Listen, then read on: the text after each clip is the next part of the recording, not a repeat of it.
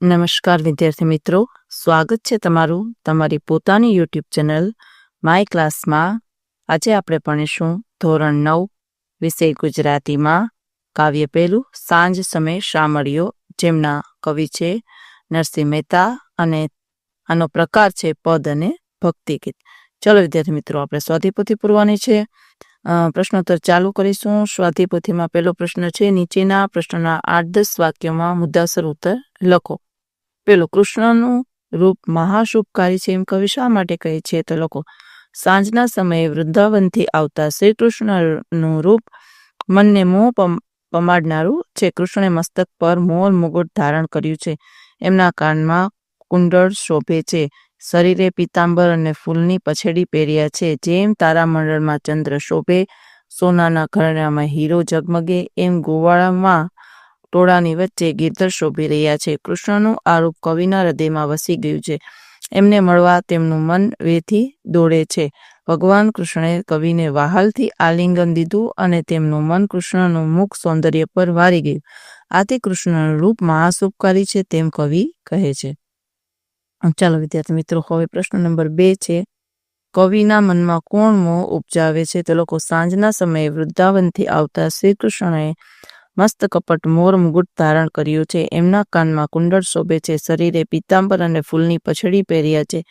શ્રી કૃષ્ણ ચુઆ ચંદનની સુગંધથી મહેકે છે. જેમ તારામંડળમાં ચંદ્ર શોભે, સોનાના અલંકારમાં જડેલો હીરો ઝગમગે, એમ ગોવાળોના વૃંદાવન વચ્ચે ગિરિધર શોભી રહ્યા છે. શ્રી કૃષ્ણનું આ મનમોહક રૂપ કવિના હૃદયમાં વસી ગયું છે, એટલે કે કવિના મનમાં મોહ ઉપજાવે છે.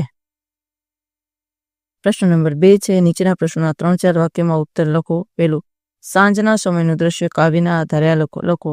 સાંજના સમયે શ્રી કૃષ્ણ વૃંદાવનથી આવી રહ્યા છે. કૃષ્ણની આગળ ગોધન અને કૃષ્ણની પાછળ સાજન છે. શ્રી કૃષ્ણએ મસ્તક પર મોર મુગુટ ધારણ કર્યો છે અને કાનમાં કુંડળ ઝૂલે છે. શરીરે પીતાંબર અને ફૂલની પછડી પહેર્યા છે. કૃષ્ણ ચુઆ ચંદનની સુગંધથી મહેકે છે.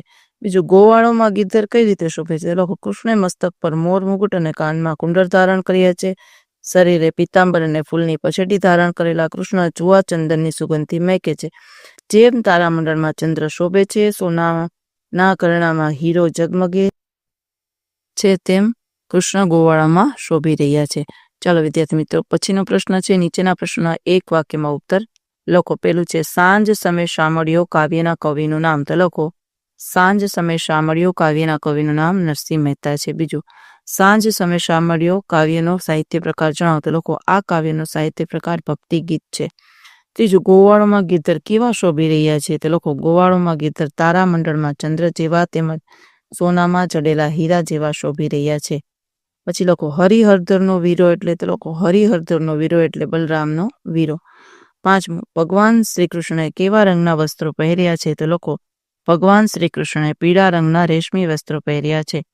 6, શ્રી કૃષ્ણની શોભાની નરસિંહ મહેતા પર શી અસર થાય છે? તો લખો, નરસિંહ મહેતા કૃષ્ણનું રૂપ જોઈને હરખ પામી રહ્યા છે. પ્રશ્ન નંબર 4, ખાલી જગ્યા પૂરવાની છે કાઉન્સમાંથી શોધીને.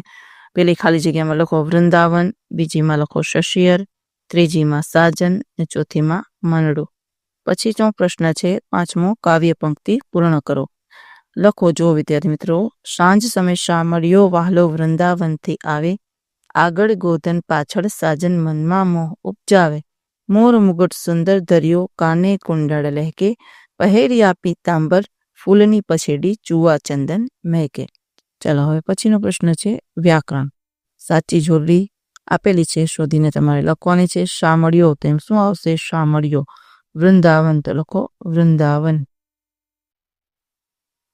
પછી છે પીતાંબર, તો એમાં આવશે દીર્ઘઈ આવશે પીતાંબર. પછી શશિયર, તો એમાં આવશે શરણાઈનો સ, શશિયર. પછી ધ્વનિ ઘટકો છૂટા પાડવાના છે. જો પીતાંબર, તો લખો પ પ્લસ ઈ પ્લસ ત પ્લસ આ પ્લસ મ પ્લસ બ પ્લસ અ પ્લસ ર. પછી ગિરિધર, તો ગ પ્લસ ઈ પ્લસ ર plus E plus the plus a plus ર. પછી ત્રીજું વહાલાજી, તો વ પ્લસ અ પ્લસ હ પ્લસ આ પ્લસ લ પ્લસ આ પ્લસ જ પ્લસ ઈ.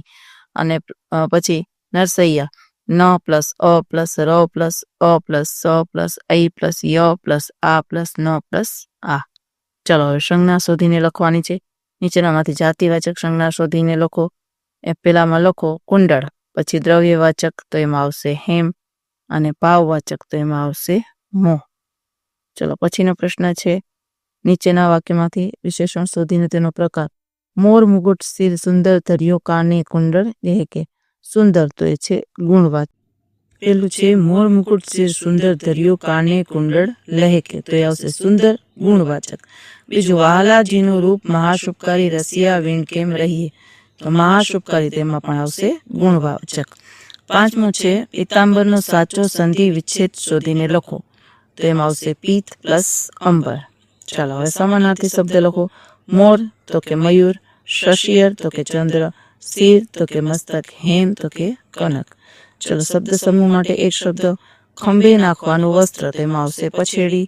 એક જાતનું સુગંધી લાકડું તેમાં લખો ચંદન. કાનમાં પહેરવાનું એક ઘરણું તે લખો કુંડળ. ચાલો હવે સમાસ ઓળખાવો વિદ્યાર્થી મિત્રો. લખો પેલું ગોધન તેમાં લખો તત્પુરુષ અને કર્મધારય બંને આવશે. પીતાંબર તેમાં આવશે કર્મધારય. ગિરિધર તો કે ઉપપદ. મહાશુભકારી તો કે કર્મધારય અને ઉપપદ. તન્મન તો કે દ્વંદ્વ. તારામંડળ તો કે તત્પુરુષ. નરસિંહ તો કે કર્મધારય. હળદર તો કે ઉપપદ. પ્રશ્ન નંબર 9 જો નીચે આપેલા તળપદા શબ્દોના શિષ્ટ રૂપ આપો.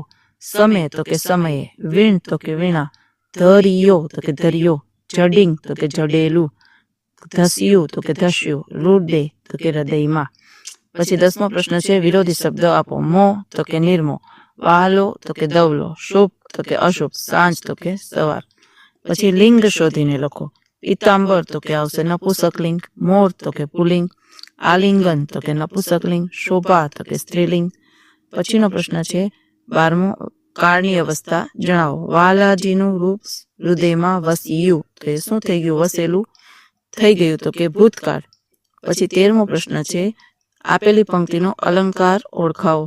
જો આગળ ગોધન પાછળ સાજન મનમાં મોહ ઉપજાવે તો એ આવશે શબ્દાનુપ્રાસ અને વર્ણસદય.